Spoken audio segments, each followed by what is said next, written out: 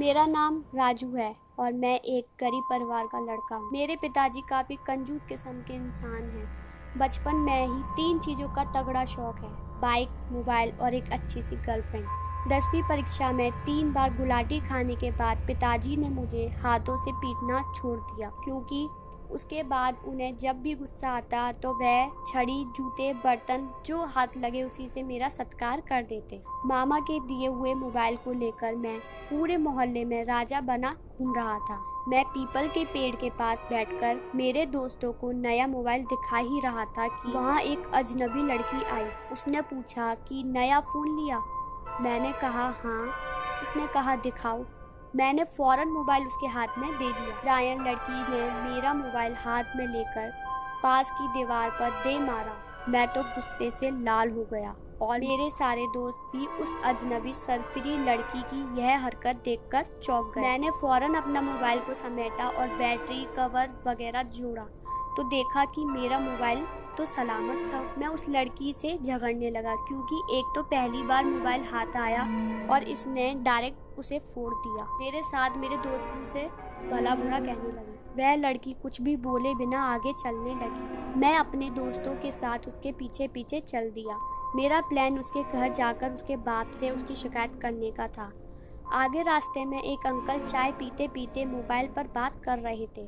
इस लड़की ने उस अंकल को धक्का दे दिया और उसका भी मोबाइल छीनकर रोड पर पटक दिया और आगे बढ़ गई। फिर ये आफत आगे एक गार्डन में घुस गई। वहाँ एक लड़की पेड़ के नीचे खड़ी मोबाइल पर अपने बॉयफ्रेंड से बात कर रही थी। इसने उस बेचारी लड़की को करारा तमाचा मार दिया और उसका भी मोबाइल छीनकर गार्डन के फाउंटेन के में फेंक दिया। हमने फौरन उसका रास्ता रोका और मैंने उसे कहा कि बहुत चर्बी चढ़ी है, पुलिस को बुलाएं क्या?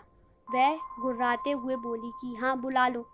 उसे कहो कि तुम्हारी लाश गार्डन में पड़ी है और एक भूतनी तुम्हारा मांस खा रही थी। इतना बोलकर वह उल्टी मुड़ गई।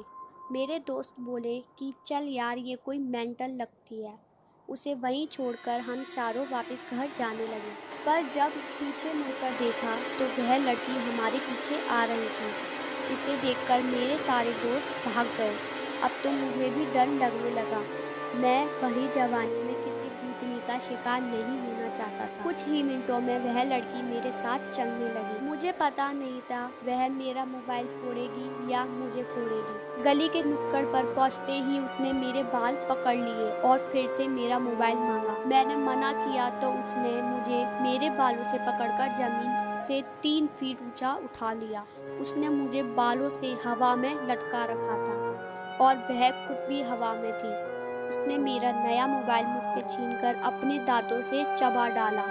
मैं पागलों की तरह चिल्लाने लगा तो उसने मुझे ऊपर से नीचे की ओर जमीन पर पटक दिया और वह ऊपर आकाश की ओर चली गई। मैं वहीं बेहोश हो गया। जब मैं होश में आया तो मेरे आजू बाजू में मेरे गद्दार फट्टू दोस्त मौजूद थे और हैरत की बात थी कि मेरा मोबाइल मेरी जेब में सही सलामत था, जबकि उस भूतनी लड़की ने मेरे सामने मोबाइल चबाया था।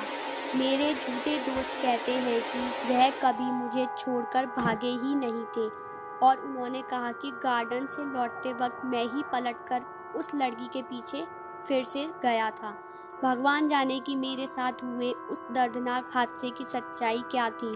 और हाँ, अब मैं मोबाइल यूज़ नहीं करता हूँ, क्योंकि मैं नहीं चाहता कि फिर वह भूतनी फिर से मुझे पकड़े और मेरे बाल पकड़कर हवा में लटका दे। दोस्तों, अगर आपको मेरी ये कहानी पसंद आई हो तो जल्दी से सब्सक्राइब करें और अभी के लिए टेक केयर।